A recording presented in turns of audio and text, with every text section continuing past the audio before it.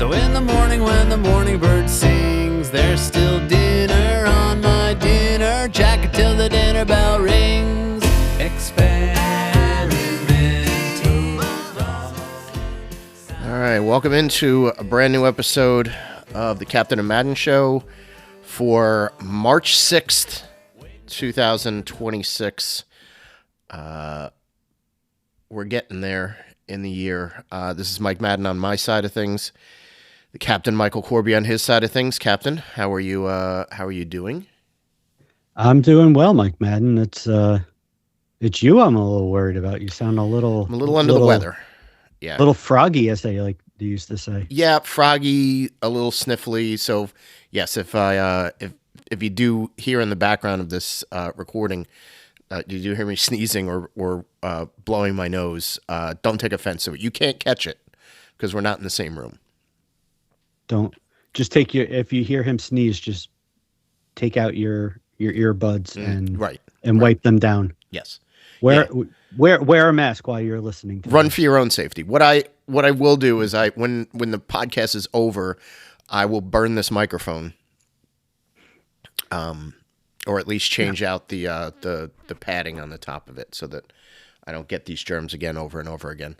That's it, Pookie. Tonight we burn this mother down. But yeah, I'm a little under the weather. My energy level is still here enough. Can you hear it in my voice that my energy level is still enough to power through? Oh yeah, I determination. I can hear it. I can feel it through my headphones. I'm a professional.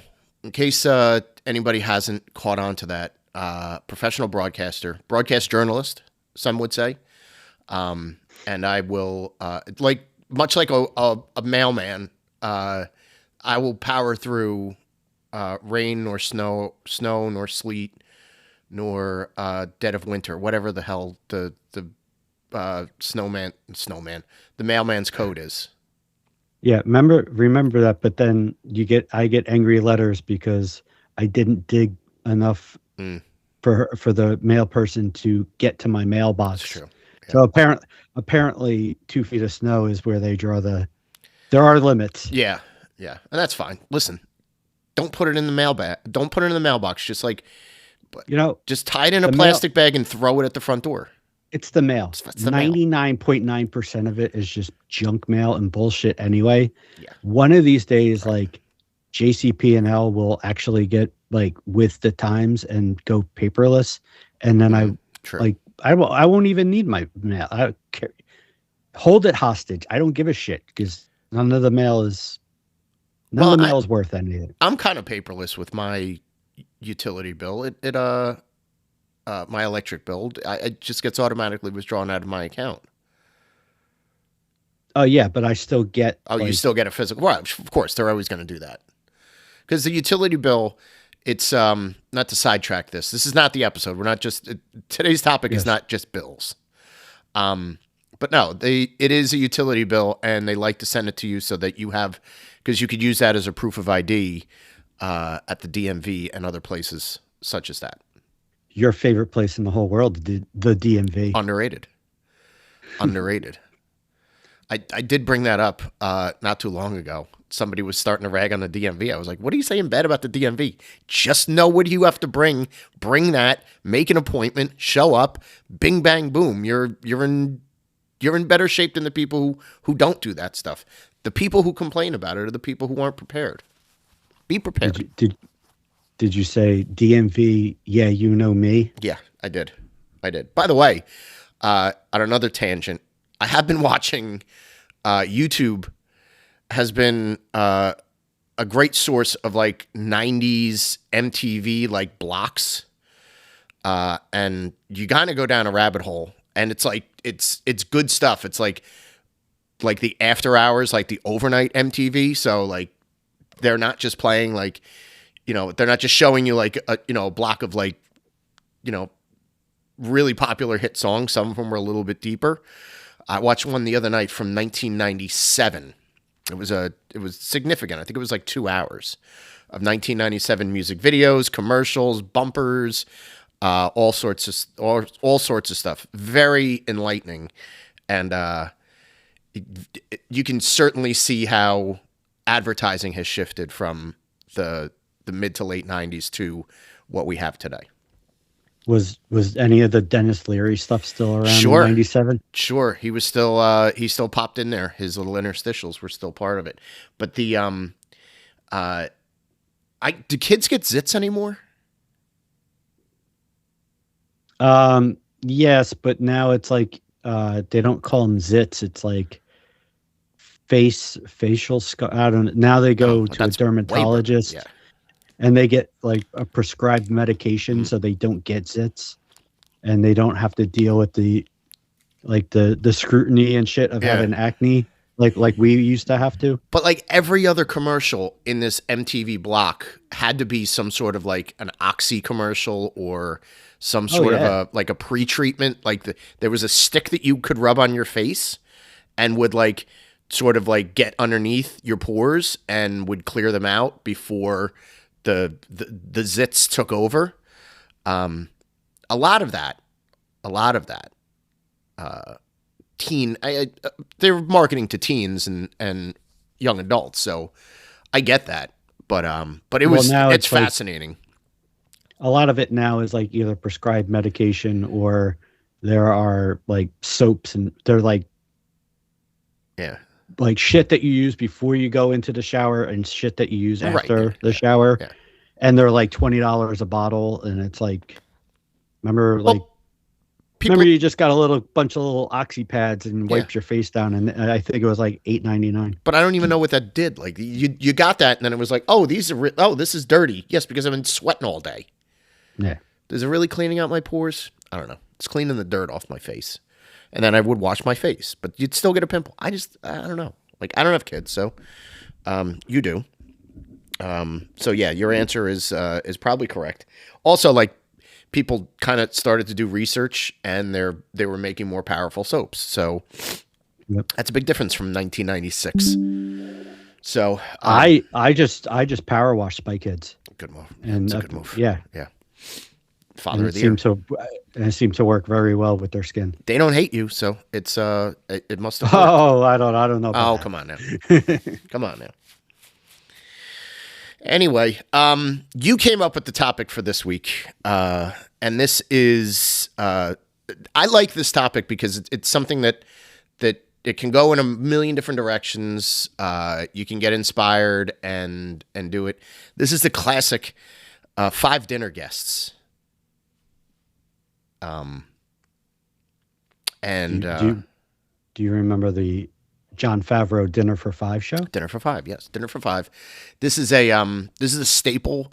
Like if you ever read the New York Post on the weekends, they usually have an athlete where they have like a one-on-one interview with an athlete, and they usually ask them their 3 or 5 dinner guests, and sometimes the reason why they pick these people. So we're going to attack this one, and we're going to go kind of inside the trenches, and we've noted already our 5 dinner guests, and I'll let you kick us off with. Do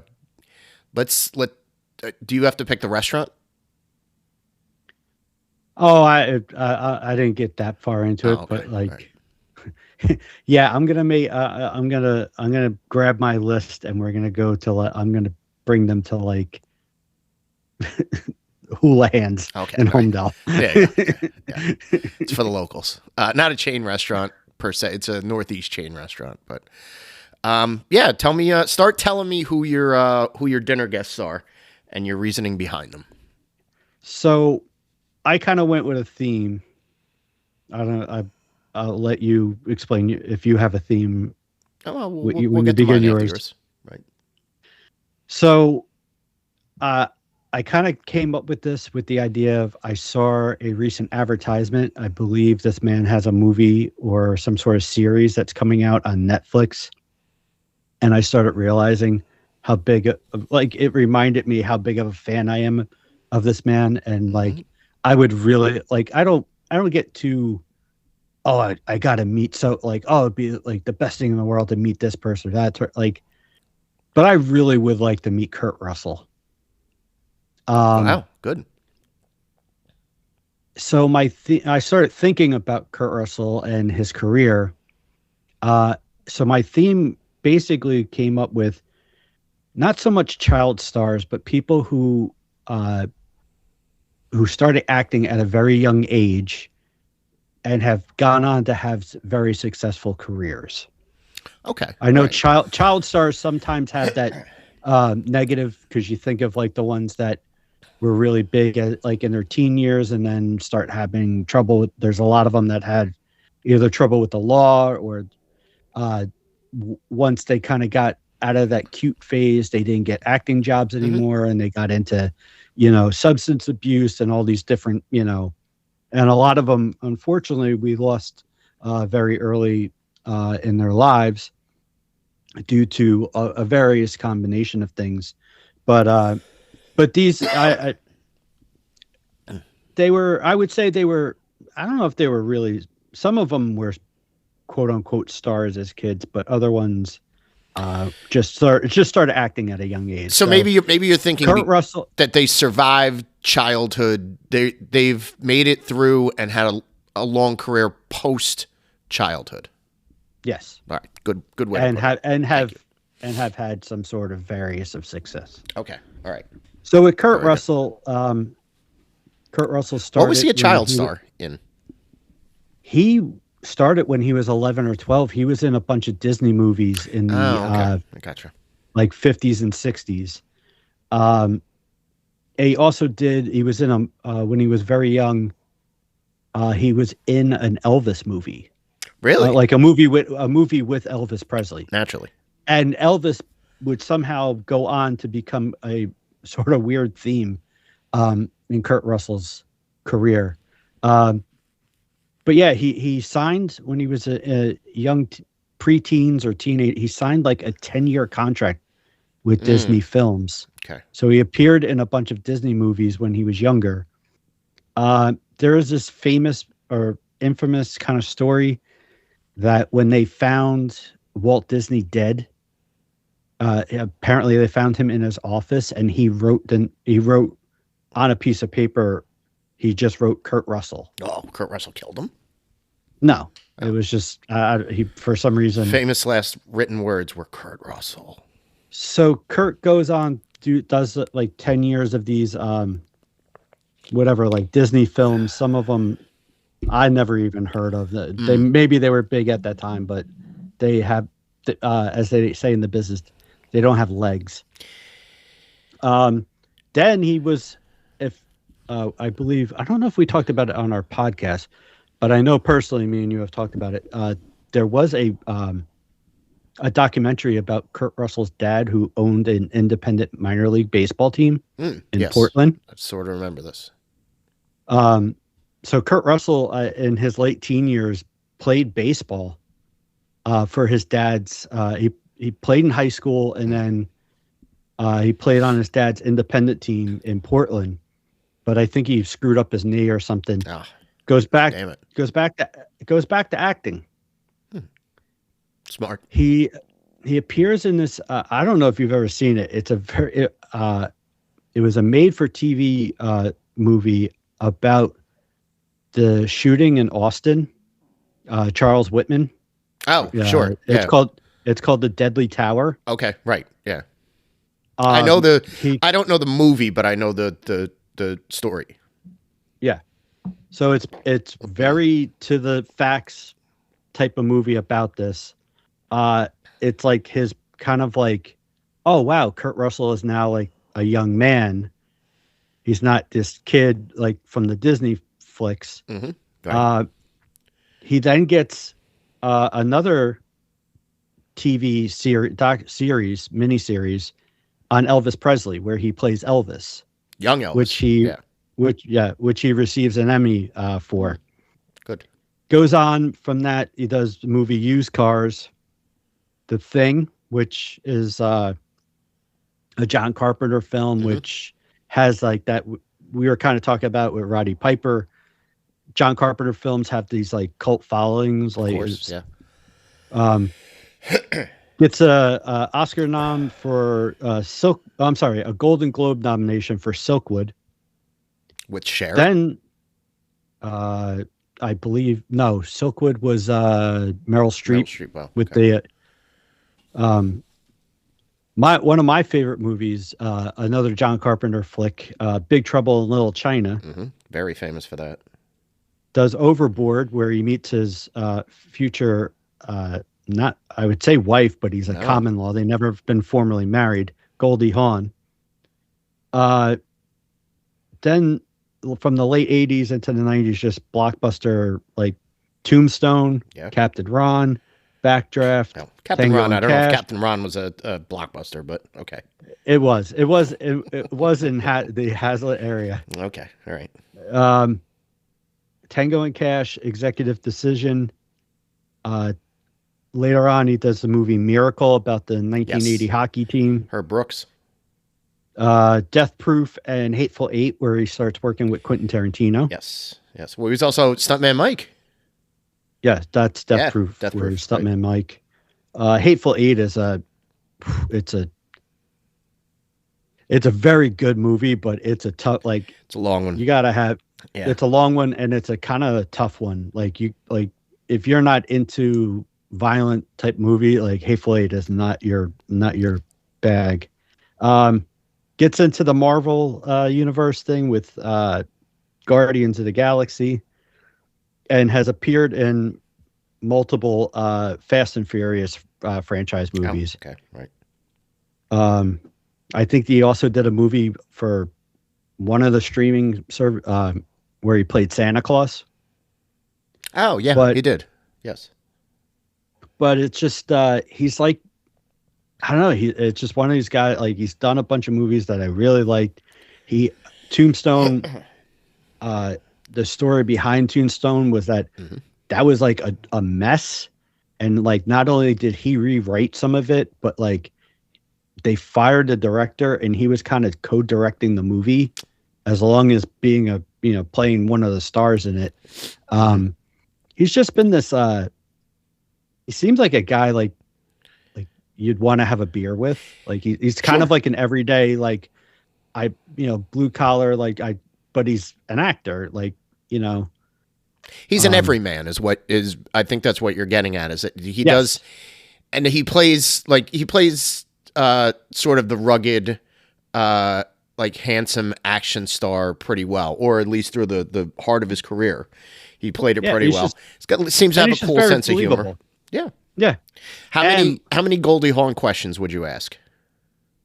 Not that many. Really? I'd probably throw in a few, like, so what was it like having Chris Robinson as a son-in-law?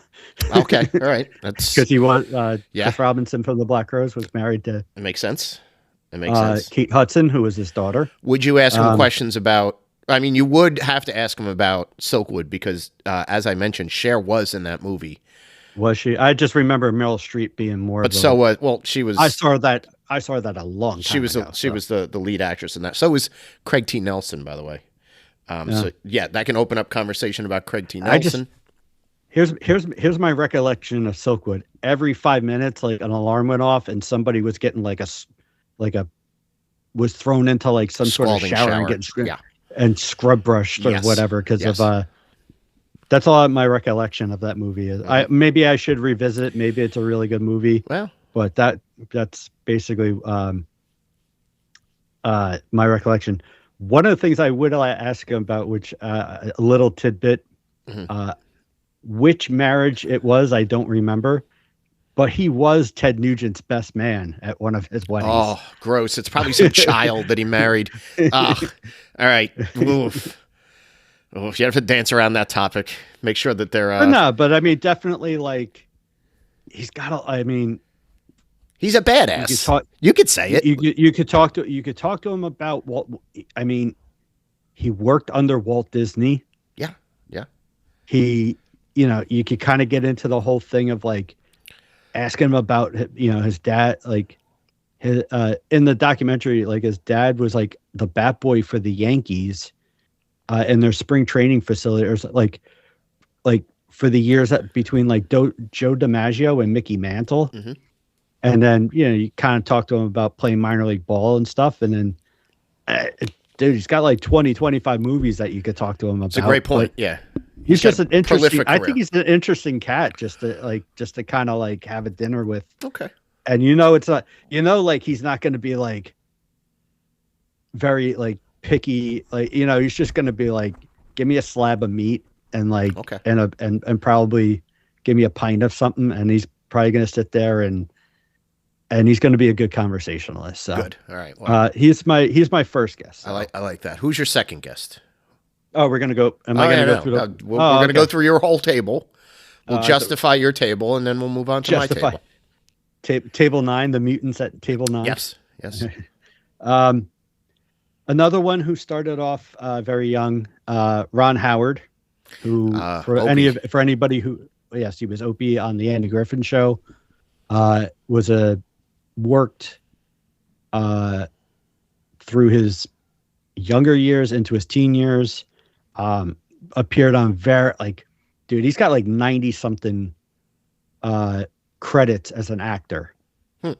So he was on like a ton of maybe for one episode guest appearances here and a lot of stuff through the 60s and stuff. But like the Andy Griffith Show was a big thing. He was on there for like 8 years. Mm-hmm. Obviously, a lot of people would, if you said, "Oh, did you know Ron Howard was an actor?" would know him from Happy Days as Richie Cunningham. Right. American Graffiti. Did he have that? That's another one that I have not seen since I was probably in my teens. And he was a main character. It's a group, like it's an ensemble cast. I remember Richard Dreyfuss. Dreyfuss had a little bit more like, sort of quote unquote acting to do. I think Ron Howard was maybe just sort of like a main character, but not necessarily the main story throughout the whole thing.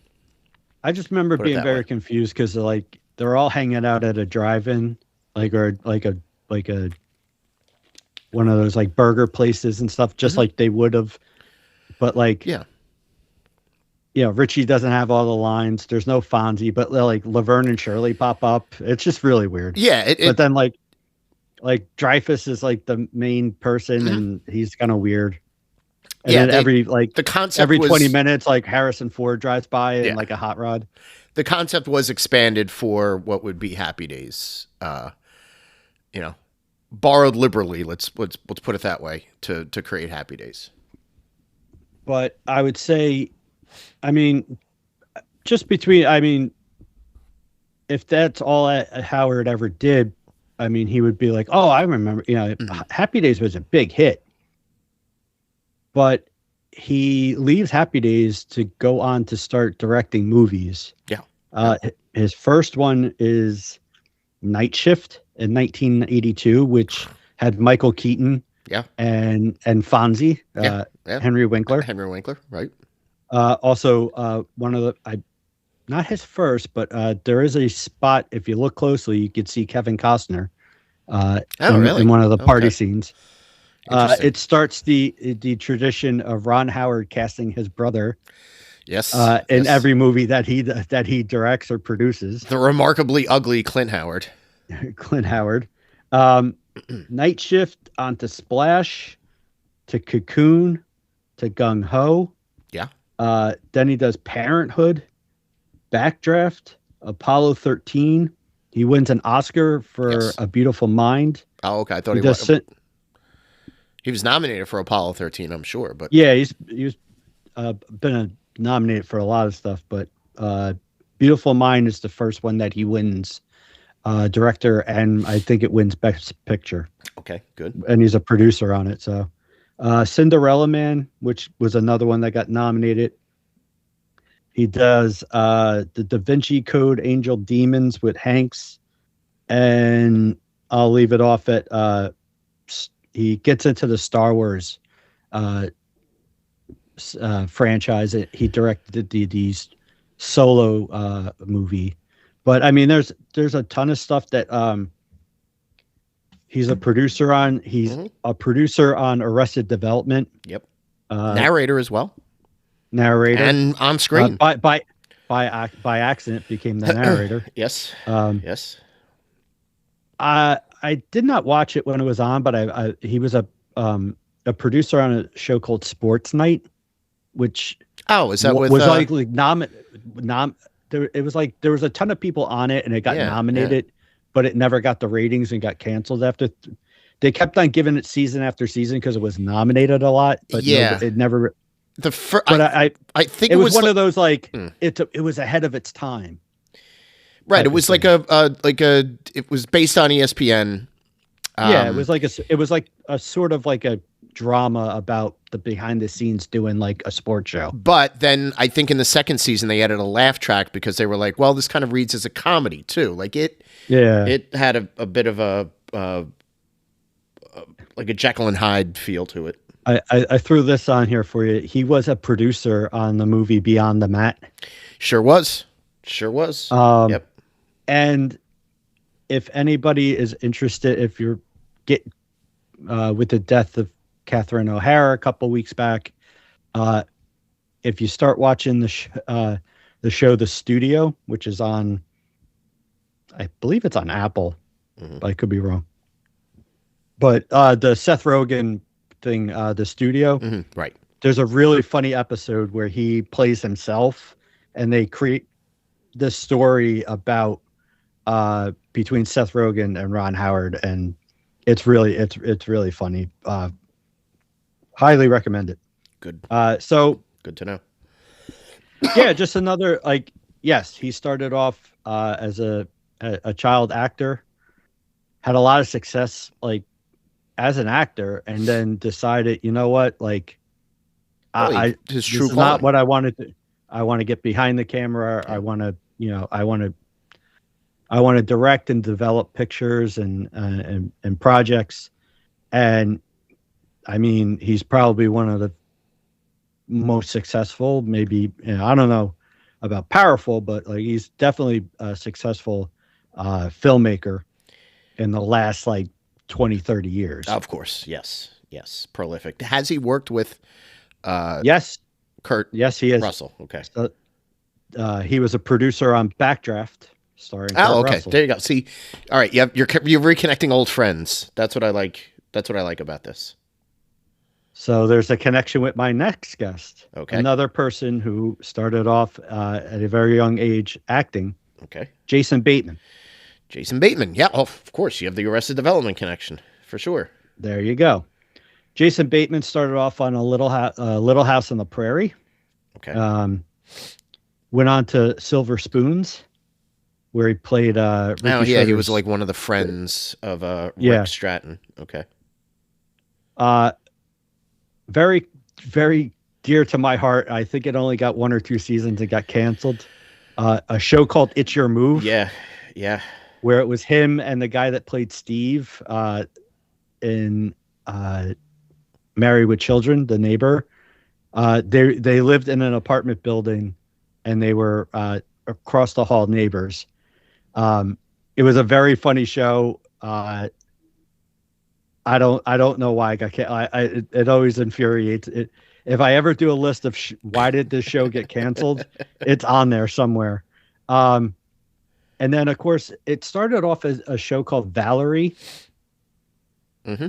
Yes. And then turned into the Hogan Family when it's not Valerie Bertinelli. What's the other Valerie Harper? She quit the show. Valerie Harper. Yes. She got into a contract thing with NBC, and they said, "Screw you. We're going to replace you with Sally Duncan. Yeah. And we're going to name this show the Hogan Family." Yep. Hogan and Family. It went on for another 5 or 6 years after that, and then kind of after that, he's good. He's fucking good in the Hogan Family. Holy shit, is he good? That show was good. Yeah. It's a shame that it's a gem. The father was one of the cats from your favorite soap Days opera. of Our Lives. Yeah.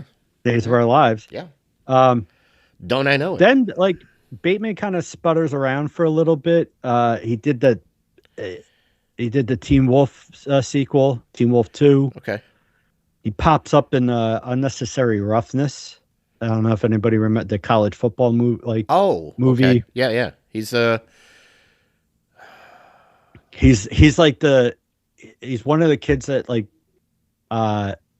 I think it's they named him Edison, and the fact that he was the family paid for the library and all the shit, and that's why he was in the school. Oh, that's right. Yeah, that's right. He was like a legacy type of guy. Yes. So he floats around a little bit, and then if you ever seen an interview with Jason Bateman, he'll openly talk about how in his late 20s and stuff, he was partying a lot. He wasn't taking anything really serious, and led to like, you know, he was kind of not being casted on anything good anyway, or anything memorable.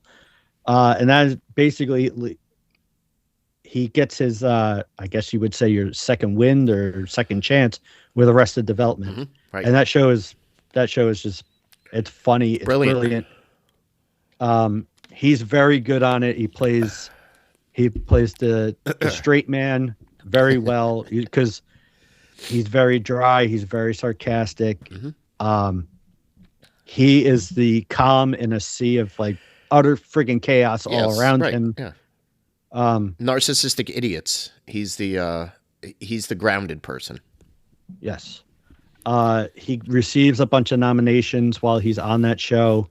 The show itself has a weird history where it's another one where it's getting critically acclaimed, but yet it's not getting the ratings, and they try to bounce it around to different nights. I think it got canceled, and then there was such an outrage about it being canceled that it came back. I forget, did it come back on a different network or something? No, the thing was that they cut down the order of episodes for what was at that time the third season. So they were going to have a full 22, and I think they reduced it down to like 13 or 15, and they ended on that. And they knew they were getting canceled before they shot the last episodes, but it did get revived on Netflix, and it was sort of that was the gateway for rebooted sitcoms. I mean, you could argue.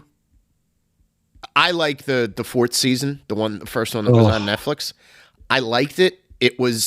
You had to really be patient with it, though. I think it's a shit. And yeah. But there's some great jokes. The one they did after that, the fifth season, was really bad. That was sort of like, I know you committed to doing 2 seasons on Netflix, but they were kind of out of ideas at that point. I think everybody, I mean, there was such an outcry to like bring it back. Cross was getting calls to do stuff. Arnett was getting calls to do stuff. They weren't available to. Tambor was doing other things. So like, you know, they were all, and I think that's going to lead into what you're saying, is that like, not only did Arrested Development sort of like wake up Bateman's career as a TV actor, he started to get calls for Hollywood again, like at a huge rate, like not just not just. And you know what the thing, roles. The thing that was smart on his part was that he did like, he's the announcer with Gary Cole in Dodgeball. Yeah, he takes a lot of like side like. I mean, Juno, I would say he was probably one of the stars of Juno. Yeah, sure. But like, he's in Hancock, he's in Tropic Thunder, he's in Couples Retreat, where he's in the ensemble. He's not the star. He's like a side, like Horrible Bosses. It's him, Charlie from Always Sunny, and Jason Sudeikis. Like he's not, it's not like Bateman's above the title type of thing, but he's surrounded himself, and he's in like some really pretty funny comedies. But then that leads him to doing this show Ozark. Yes. Where not only is it's a drama, but he also directs episodes on it. He receives Emmy nominations for both. I think he actually won an Emmy for directing one of the episodes, or one of the seasons. And then there's a limited series. It's I think like 10 episodes, which I highly recommend. It's called Black Rabbit, with him and Jude Law. All right. That's on, I believe it's on Netflix. They're two brothers. It involves New York, and that they own a restaurant / like bar that's in Brooklyn, and Bateman's like a degenerate gambler, horrible luck. Everything, Murphy's Law, everything bad that can happen to him happens to him. Mm-hmm. And he dragged Jude Law into it, who's trying to get away out of that. He's trying to become a legitimate businessman and restaurant owner and all this stuff. It's really good series. It's only one season. It's not going to, not to ruin anything, it's not going to be a season 2 on this. Okay. I highly recommend it. But yeah, just another guy, like child actor. The fact that like he had like that a little bit of where Russell and Ron Howard kind of went from one to the other to success. He has a little bit of a bump in the road. So there's a lot to discuss about that. Yeah. Plus he's worked with like a ton of, I don't know if you've ever seen the clips of like him on Jimmy Kimmel, where Kimmel has like the little box of like Jason Bateman's head, and he pulls out a ping pong ball out of the mouth of it with the celebrity's name. Of course, yeah. And Bateman's got to tell a story like, oh, you bet, yeah. Here's how I know yes, I've met Sammy Davis Jr. and he's got a story about it. Yeah, and he's just because he's been in the business and around a ton of shit for a long time. Yeah. So he's a lot probably of fun. be a very interesting cat. Yeah. Also, just real fast, he is currently like in development. Him and Ryan Reynolds are attached to a remake of the movie Clue. Oh, really? Yes. Get ready for that. I hope it's better than Game Night. Well, listen. Hey, they all can't be home runs. Yeah, seriously. Right. But yeah. So that's my first 3 guests. It's kind of a little bit of a sausage party. So it's getting lady energy up here. We gotta get some lady energy. My next dinner guest would be Kirsten Dunst. Okay. Interesting. Who broke onto the scene in a movie called Interview with the Vampire when she was like, I think 9 years old. Little kid. I think she got a Golden Globe nomination. No Oscar, but well, that's in a movie that's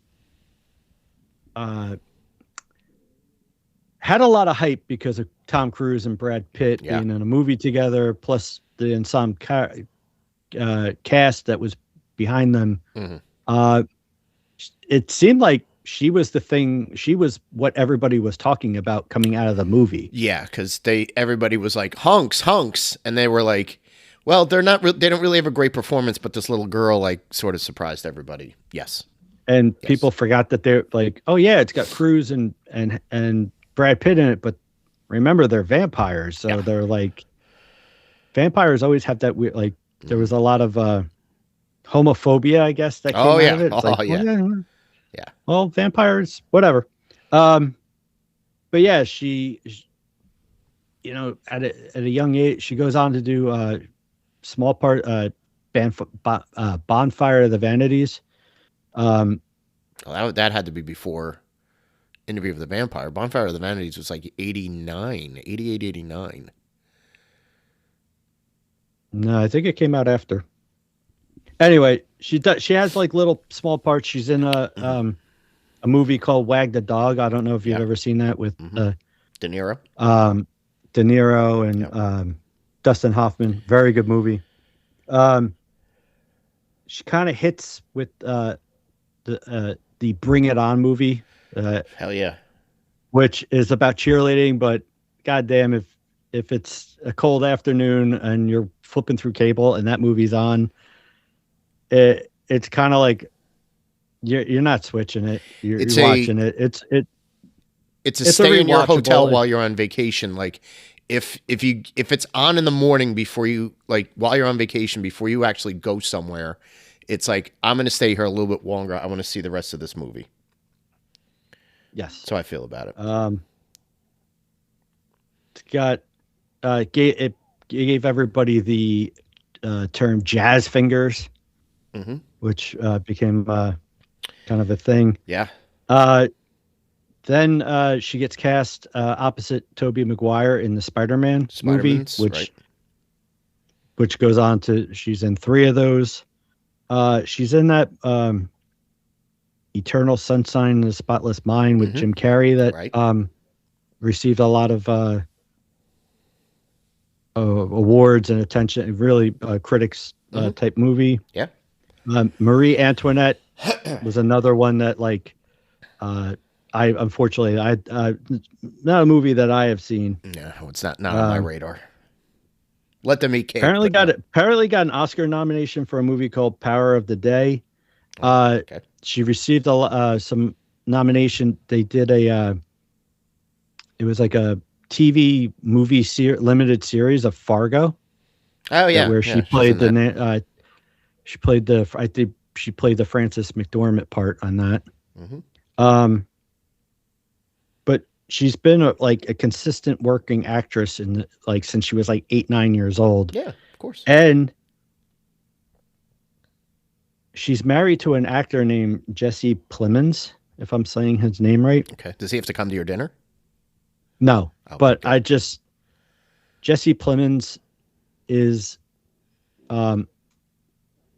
perhaps I'm sure it'd be interesting to find out from his wife if he's a very nice guy, because he gets cast in some of the creepiest roles in streaming. Oh boy. He was a really creepy dude in Breaking Bad. And then I forget I believe he was in the movie spinoff of that, but he just gets casted as these weird parts. He's a very good actor. And you may not recognize his name, but if you saw his face, Google Jesse Plemons and you'll be like, oh, I know that dude. Okay. He's been in a ton of shit. Fair play. He's a redheaded actor. So there's also that the fact that he's a ginger, which always makes people creepy to begin with. Oh, wow. Bury the redheads. All right. Wow. Well, he plays a lot of not serial killers, but a killer, but that tries to act normal while he's doing it. And it just comes off very creepy. So interesting. I think she would be a very interesting guest. She's been through, you could get a female side of the business going from being, a young actress.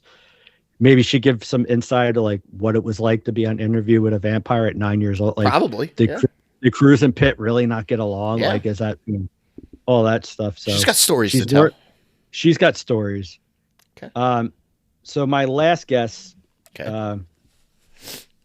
keeping with the lady energy. I'm turning my page from my notes. Feel free.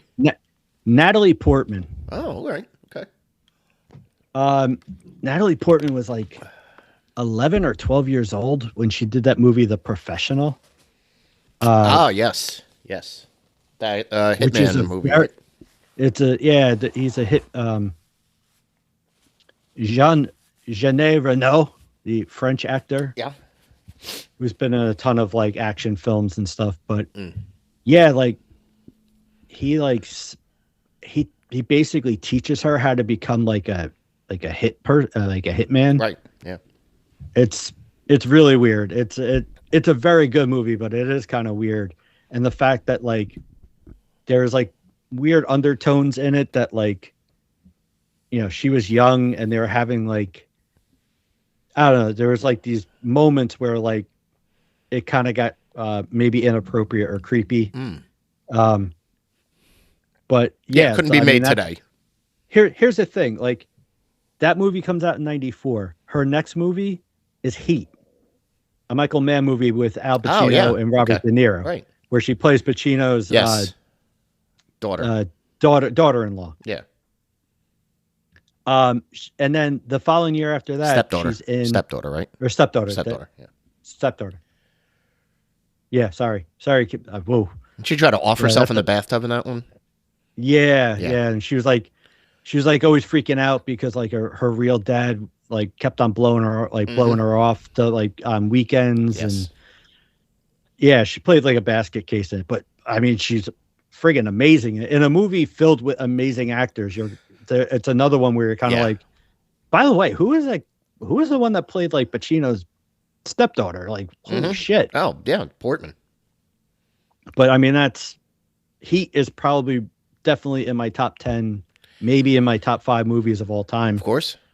So I will bore the shit out of Natalie Portman with, I got 100 questions about just that movie alone. Yeah. But here's like, so 94, 95, she does Heat. 96 is Beautiful Girls, where she plays the next door Timothy Hutton. Yep. That whole movie. Mm-hmm. And then she does Mars Attacks, which is a weird ass movie. Classic. But has like a ton of fucking people. Yeah, it's Cameo City. Right. It's an incredible film. And then into 99, she begins her she does Star Wars Phantom Menace and is Luke and Leia's mother, basically. Yeah. Other notable movies, she's done a ton of work. Garden State, which is a favorite of mine. I love that movie. Yeah. V for Vendetta. She wins an Oscar for a movie called Black Swan. Oh yeah, the ballet movie. With Mila Kunis. Mm-hmm. And then she goes into here's a very interesting thing. She not only is in the world of Star Wars, she's also in the Marvel universe because she does the Thor movie. That's right. And she winds up doing like 3 Thor movies. Plus, I think she had like a bit part. Yeah, she was in like one of the Avengers movies. Yeah. Over her career, basically, she has won 97 awards and been nominated 187 times for various different, Golden Globes, not Oscars, BAFTA awards, whatever. So she's giving a speech. MTV. I'm sure she's won an MTV Music Award or a movie award. Right. A Blockbuster Video Award too in there or something. But now she's kind of getting into she's producing and directing movies, of course, as well. So that's my dinner for 5. Solid. And I think everybody will enjoy Hula Hands, honestly. I think so. And as I was saying, I think Portman should give, I think any of them, you said that they're all at least nominated for some sort of an award. Everybody should have to give like an acceptance speech. And then I can sit, but I have to sit there with a boombox and play like orchestra music. Yes, and then right. If they start running along, I got to turn the volume up. 30 seconds in, and it's just that's the theme of the night, like is acceptance speeches. I was reminded, was it one of the years at the Oscars? Mm-hmm. They did a thing where if the people ran over their time, like they had Bob Newhart in and some sort of like tank, and the tank would fill up with water. It was like, forever. Anytime people go over their time, we start filling like. So you're going if you keep going over your time, you're going to kill Bob Newhart. Yes. Yeah. maybe I could have a 6th dinner guest or something, and it's like drown that person. Every time you you go over your time, like we take something off the table from that person. Like, all right, I like this. Now there's stakes. Yes. Also, somebody might have ordered steak. You think Kurt Russell? Kurt Russell. All right, so that's I'll have the steak sandwich and the steak sandwich. The steak sandwich, yes. It's a fascinating group. I think you're right. I think there's a good amount of chemistry there. I think everybody would get along. The dynamic, isn't Portman a Ivy League girl too? Didn't she? I believe so. I think she did go back. She stepped away from acting and got a degree from like Yale or something. So she's an overachiever. She's an overachiever. I think everybody on that list has a bit of a.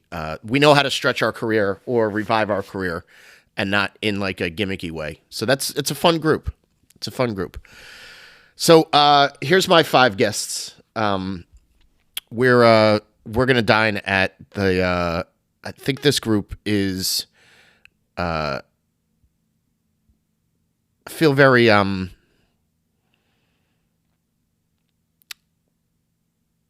very tavern on the green with this group. But like we're sitting at the bar at Tavern on the Green. We're not sitting at a table. Like we'll yuck it up in a corner by ourselves. And the theme, I think the theme more or less is versatility. I think the group that I have kind of like dips their toes into a couple different genres, have tried out different things, have been, whether they're writers, whether they were journalists, whether they were directors, singers. I thought you were gonna have Jose Oquendo and Randy Velarde. Oh no, not that kind of utility person. Okay.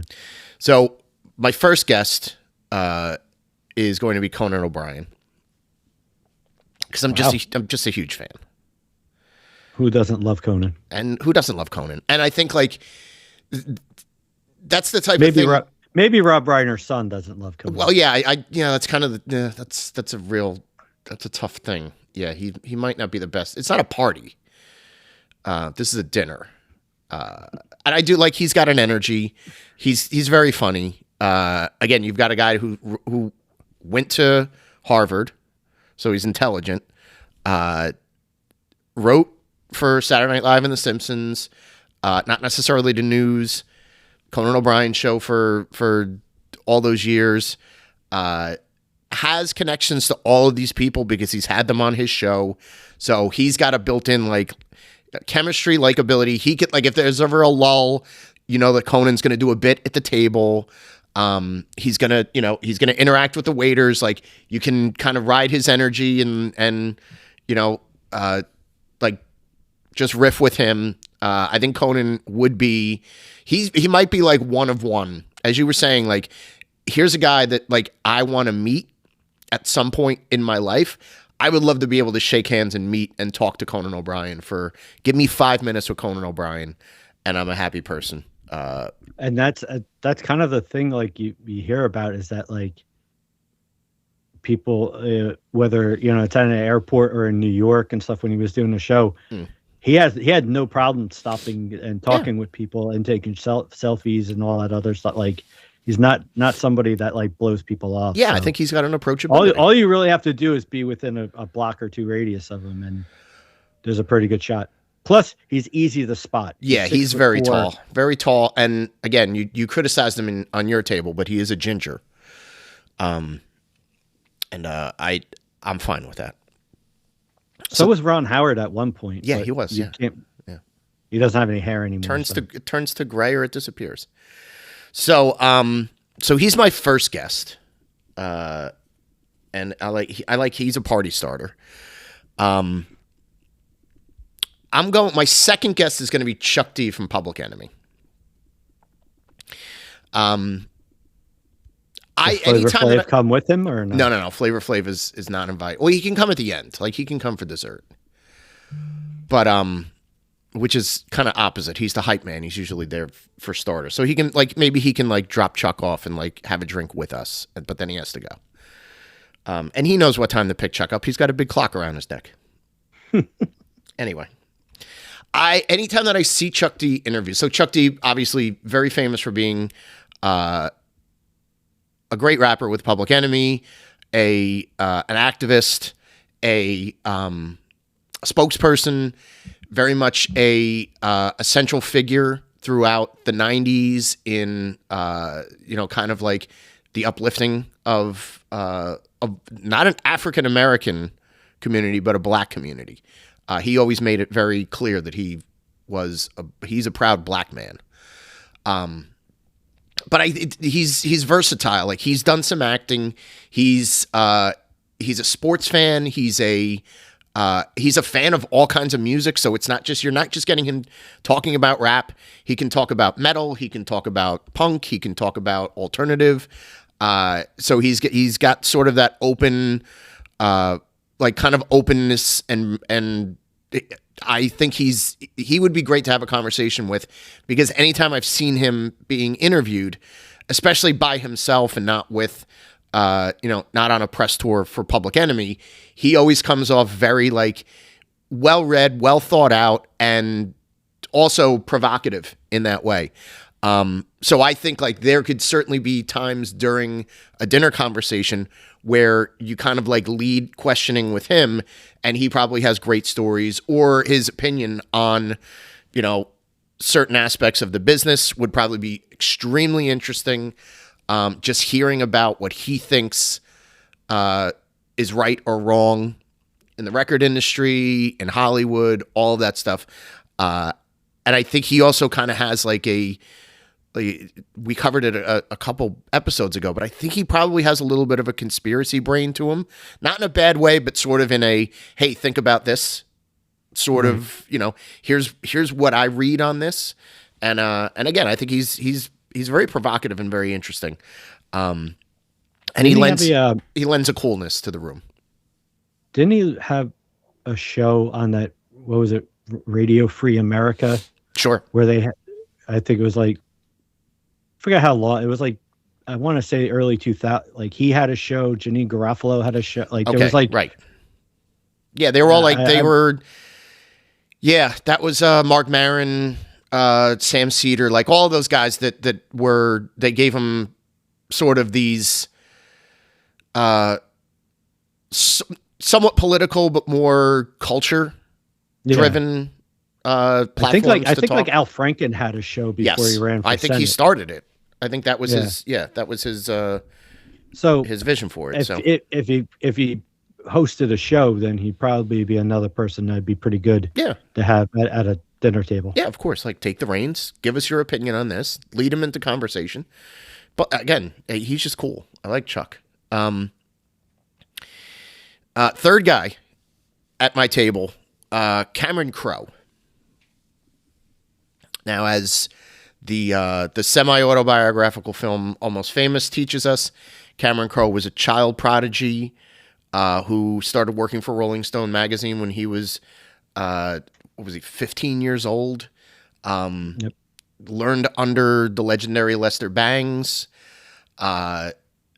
Was prolific as a rock writer when rock writers were kind of important, and always had, like, if you go back and you read some of the interviews that he did or the feature articles that he wrote in the 70s, a lot of that point of view that he is expressing is from somebody who is a young adult or a teenager who's got an interesting perspective on what's popular, what's about to break, what's good about older music. So very well balanced when it came to the writing aspects.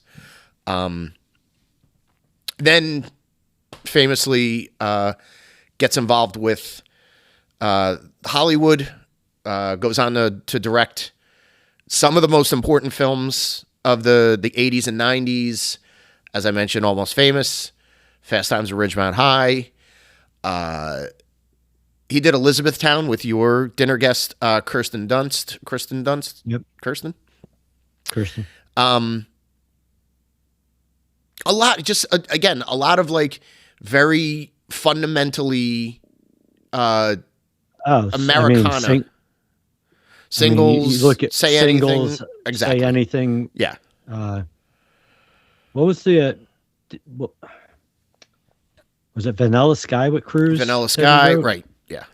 But always had, and you could tell that Jerry Maguire. The music that he grew up writing about was always in a cinematic way that he placed it in. They call them needle drops in the industry. Very like prolific when it comes to needle drops, like music that's making an impact for a particular scene, that's bringing the best out of an actor because you're really wrapped up in the song that's playing in the background, and now it's emphasizing the dialogue that's happening or the scene that's happening without dialogue, whatever it may be. So extremely like intuitive when it comes to that. I've read some of his books. He's a very smart and I think well-rounded person. I think like he's the type of person that you could get him on a topic, especially with music, not even music of his day, but like, more modern music or something that came out like 15 or 20 years ago that he really could sink his teeth into. Because he's a no joke kind of guy. It's not like he's not like a blogger is today, where they, you know, they have it on their resume for a couple years, and then they always move on to something bigger, or they go into another arm of journalism, and then they abandon their own, you know, sort of like the music roots to it. I think he always has a musical soul about him. He's married to who's it? Is it Nancy Wilson was? Oh, they're not married anymore. Well, yeah. They're married for a very long time. Yeah, he's got stories about her, I'm sure. The blonde Wilson sister. Yes. I believe it's yes. Nancy. But yeah, I think again, like he's kind of a nerd cool. And I think he's somebody that I think he gets the right amount of praise from people that kind of understand what type of movies he was making. And what kind of art that he wanted to put out in the world, because there's an authenticity to it. Some of those movies are not like the biggest blockbusters, and they're not meant to be like, you know, billion-dollar film franchises or anything like that. Dude is just happy like putting out stuff that people can relate to, and it's sort of like it's an evolution to his, you know, starting out like writing about like the teenage experience, bringing that to his own experiences as a young writer and a young journalist. So I always admire him, and I always think about him as somebody just like Conan. I said, like, just give me 10 minutes in a room with somebody like him. Let me talk to him for a little while, pick his brain, and you know, and I think he'd be a good time. Definitely. I think it would help having like a Conan there to bring it out of him, because he tends to be a little shy. Yeah. But yeah, I mean, between the movies that he's done, the bands that he's covered, documentaries that he's done, yeah, the whole fact of like writing a book, being like 22, 23, going back to high school, writing the book that eventually became Fast Times at Ridgemont High. Yeah. Yeah, just be a lot of different avenues to kind of explore with him. Yeah. Yeah. But there would be a certain portion of the dinner where it'd be like, all right, just talk about Lester Bangs. And I would hope that he would have like a million stories about how off the wall that guy was. Cream Magazine. So there you go. Crazy. So the number 4 person on my my dinner guest list, I also Lady Energy coming into the room. She's the only woman at my table, so she's my date. Anna Kendrick. Does she know this going into this? No, she doesn't know this going in, and she's gonna hate it going out. But I would definitely have her. I find her to be. She's one of the most charming people. I think a lot of this is based on, you know, seeing them on talk shows like Conan's talk show. Maybe this is Conan's like dinner guest table for whatever it is, but always charming, always has like again, you got the girl next door, the sort of like manic pixie energy that she has. I think she can certainly like tell a story about like, you know, being one of the biggest actresses in the world right now. She's usually attached to like really high profile projects. She does a bit of directing and producing on her own now. She was just a little theater kid. So she's got like a background in singing and performing on stage as a stage singer and a stage actress. So you've got a little bit of that element to it. She's been in some corny, like sort of, you know, teen movie elements, like your favorites, why can't I think of the name of it right now? The Barton Bellows, the I'm just watching you struggle. Yeah, no, my arms are in peanut butter right now. Did you call that a teen movie? Yeah, it's kind of a teen. It certainly is a young people's movie. The Pitch Perfect franchise, yes. All 3 of them. They stop at 3 or they go to 4. I mean, she starts off as this college girl. Yeah, right. You know, she's kind of a rebel. She doesn't want to be in an a cappella group. Then she becomes a Barton Bella. She's doing. She gets discovered. She's doing the beats. Discovered by DJ Khaled. Right. Yeah. Goes on to fame and fortune. It's like it's an American story. You love that Pitch Perfect franchise. That's, I think right now, I'm stating this for the listeners at home. You should see how glowing the captain's face is right now. Like he wanted me to throw something in about the Pitch Perfect movies. Although I'd be first to openly discuss it. If I happen to just walk through Tavern on the Green and saw all of you at dinner, right, I would say, "Hey Conan, hey everybody." By the way, Anna Kendrick in the second movie, the German team totally won. Okay, they totally won that competition. That's the inside baseball nonsense. Das Sound Machine totally wiped the floor with you guys. All right, well, listen, take that up with the producers of that movie. Including, I think she was one of them. You had Peggy Bundy and the Robin Roberts for some reason was a Barton Bella. Like, no need for either one of that. Yeah. And of course they ruined it by bringing in Mrs. Josh Allen into the second one. Yeah. Ugh. No. See. Hate all things Buffalo Bills. You lost me on that one. Anyway, Kendrick, and she's fun. She looks like she's a good time. She looks like she's a fun hang. She has great chemistry with Conan O'Brien. I would imagine like she would be starstruck talking to Cameron Crowe. Nobody's not going to get along with Chuck D. So Anna's on this. She's on this esteemed crew. Having dinner at Tavern on the Green, knocking back a couple drinks. I like the energy that we have right now. Let's kick it up a notch. Let's bring the fifth person. My guest, my 5 people guest list. It would be number 5, the man himself, Mr. Michael Keaton, is coming to dinner with all of us. And you're saying to yourself, all he did was act. No, he was a writer.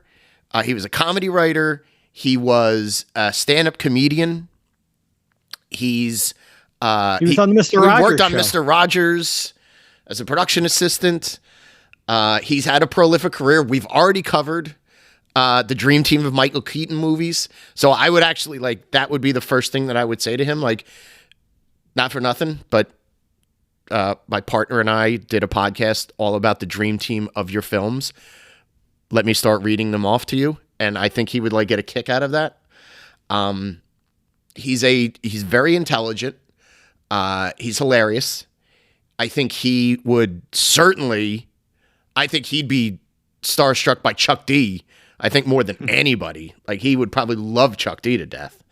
But there's just something about this is my dream dinner guest. And it's like, who do I want to sit and chat with for pockets of time? And who do I just want to sit and listen to other people talk to? And I think that's part and parcel with all of this. It's like, you shouldn't be selfish and say well, it's just going to be this sort of roundtable press conference where I get to ask questions to the 5 people that are sitting with me. No, you want to see how the other people interact with each other. Again, Michael Keaton is if you follow him on social media, or you sort of hear him talk about, the state of the industry and the world around it. He's very, he's very well read and well versed in sort of telling you like it is, and not necessarily hanging people for it or kind of making a messier situation. He knows exactly what his stance is, and he's very, very civic minded. I will put it that way. And I do think that he, not only would it be fun to talk to him about, hey man, Batman, right? Or let's talk about Mr. Mom, Gung Ho. Ron Howard, he's down at Houlihan's. And he'd probably be like, all right, let's go talk to Ron Howard at Houlihan's. That close to you? Yeah, Michael Keaton, I'll drive you in my car. All you'd have to do is just start talking about Pittsburgh Pirates. Right, exactly. He's a man of the people. And I think he would be fascinating in this group. rounding out my dinner guest, Michael Keaton, the great Michael Keaton, the greatest actor in the history of acting, Michael Keaton. That would wrap it up. Who's paying the bill? Conan. Yeah, he's gonna pay with all that Oscar host money. Oh, his great fortune from NBC, TBS podcasting.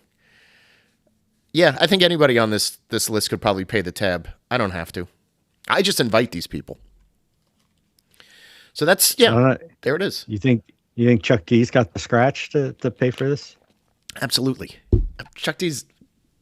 He'd be like, yo, motherfucker, why didn't we go to Houlihan's? Yeah, Save me some money. That's true. Yeah, we could have just got on that table. This could be all on Star Wars Girl.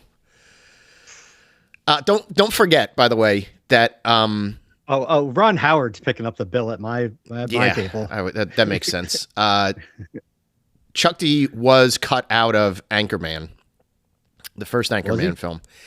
Yes. There was a plot that they abandoned in the first Anchorman movie where they had a vigilante group that was called the Alarm Clock, who were plotting to terrorize New York City, and Chuck D was a member of the Alarm Clock with Kevin Corrigan and a couple other folks. There is, if you can find it out there somewhere, there's a ton of like deleted footage, but there's actually technically a second Anchorman movie because they filmed almost this whole film and then they changed elements of the plot and they cut out their section of it. So file that away in your sort of lost to time cinema trivia questions. If you ever get questioned on trivia, hey, give me a fun fact. Hey, Chuck D from Public Enemy was supposed to be in the Anchorman movie, but they changed the plot. So I would definitely talk to him about that and ask him if he was mad at Adam McKay and Will Ferrell.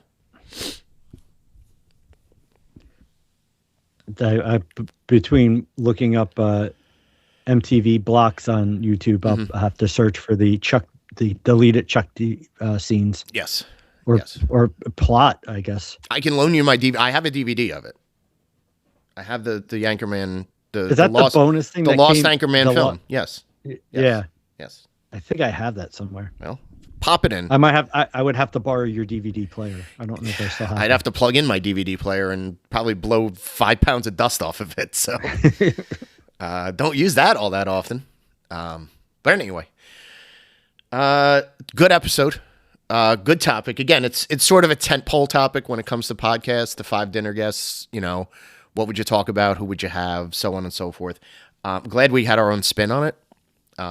And I did like the continuity with the former child stars who made good on your table. Well, it'd be kind of hard to have the ones that child stars who made bad because a lot of them are not with us anymore. Right. And who wants to talk to fucking Corey Feldman? Who wants to talk to Corey Feldman? Hack. Or is Todd Bridges still with us? Or Todd Bridges is. He got his life back together. He's fine. But yeah, I mean, Dana Plato would have been a good hang like 30 years ago. Well, listen, I don't know what parking lot you're going to pick her up in, but yeah, great hang. But you know what? I bet you Chuck D knows which parking lot she's hanging. Yeah, probably 30 years ago. Wow, you say that because he's a black guy? He's a man of the streets. Flavor Flav probably does. And parking lots. Yes, that's true. All right. Well, anything else to tack onto this? I commend you for power throughing it. I know you don't feel very well today. Yeah, I'll go soak my head. Wrap a hot towel around your head. Wrap a hot towel? A hot towel? Yes. All right. Let me sign off so that I can. I heard you were feeling ill. I figured that was coming. Yeah, let me wrap up so I can take a metric fuck ton of Tylenol and sleep it off. Drown myself in NyQuil. That's it. That's the captain on my side. This is Mike Madden on my side. On his side is the captain, Mike Madden on my side. Here, me over there. Yeah, exactly. You guys have a good night, and we will check you later. Feel better, Mike. The the bell thing. Dinner bell ring.